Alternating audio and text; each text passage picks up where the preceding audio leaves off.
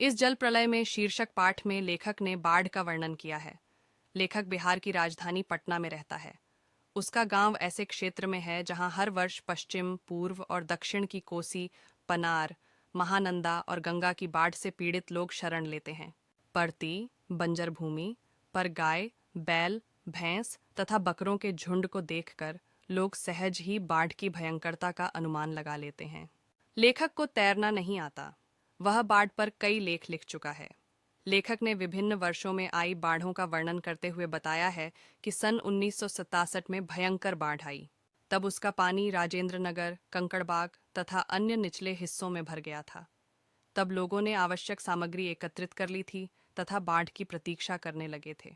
इसी बीच कभी राजभवन तो कभी मुख्यमंत्री निवास के बाढ़ में डूबने के समाचार आते रहे। कॉफी हाउस भी पानी में डूब चुका था। लेखक अपने एक अंतरंग मित्र के साथ रिक्शा में बैठकर बाढ़ पीड़ित क्षेत्रों को देखने के लिए निकलता है। उस समय दूसरे लोग भी बाढ़ का पानी देखकर लौट रहे थे। सभी लोगों की यह जानने की जिज्ञासा थी कि पानी कहाँ तक आ गया है और कहाँ तक आने की संभावना है। लेखक भी पहले तो लौटने का विचार कर रहा था, किंतु तभी उसने कुछ और आगे जाने का मन बना लिया। वह रिक्शा में बैठकर गांधी मैदान की ओर चल दिया। गांधी मैदान की रेलिंग के सहारे खड़े हजारों लोग बाढ़ के पानी को देख रहे थे। संध्या हो चुकी थी। बहुत से लोग पान की दुकान के सामने खड़े समाचार सुन रहे थे। पानी स्टूडियो तक आ चुका था।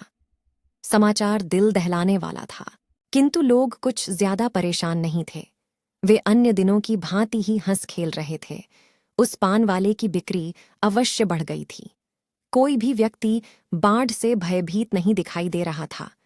हमारे ही चेहरे दुखी लग रहे थे। लोग कह रहे थे कि एक बार पटना भी पूरी तरह से डूब जाए तो सारे पाप धुल जाएंगे।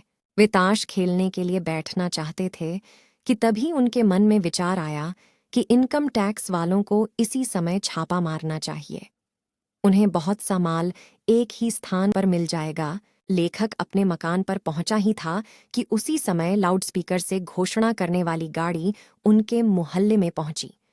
वह घोषणा कर रही थी कि भाइयों, ऐसी संभावना है कि बाढ़ का पानी रात के 12 बजे तक लोहानीपुर, कंकड़बाग और राजेंद्र नगर घुस सकता है। अतः आप लोग सावधान रहें। लेखक घर में गैस की स्थिति का पता लगाता है। वह फिर सोने की कोशिश करता है, पर नींद कहाँ आती है।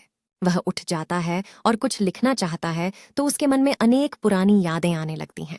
लेखक याद करता हुआ लिखता है कि 1947 में मनिहारी में बाढ़ आई थी। लेखक गुरुजी के साथ बाढ़ से पीड़ित लोगों की सहायता के लिए उस क्षेत्र में गया था। उनकी हिदायत थी कि हर नाव पर दवा, माचिस तथा किरासन तेल अवश्य रहना चाहिए। इसी प्रकार सन 1939 में लेखक महानंदा की बाढ़ से घिरे बापसी थाना के एक गांव में लोगों की सहायता के लिए पहुंचा।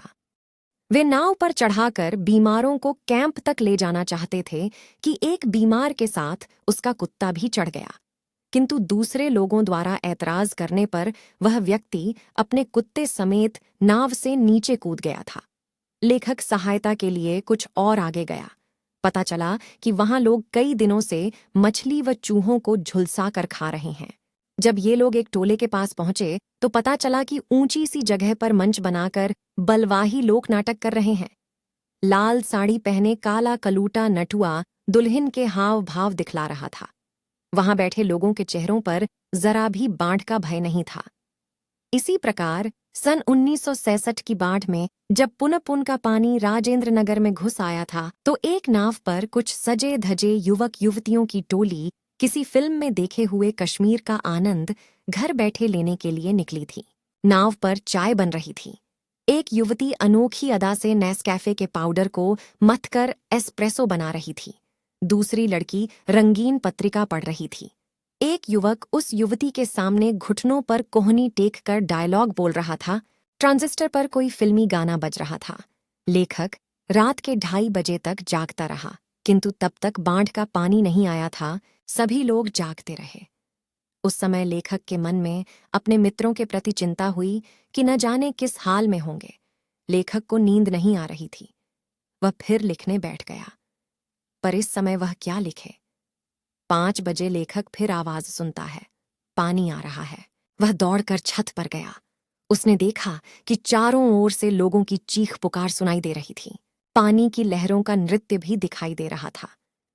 पानी तेज गति से सब कुछ अपने साथ समेटता हुआ आगे बढ़ रहा था। लेखक बाढ़ को तो बचपन से देखता हुआ आ रहा था, किंतु पानी इस तरह आता उसने कभी न देखा था।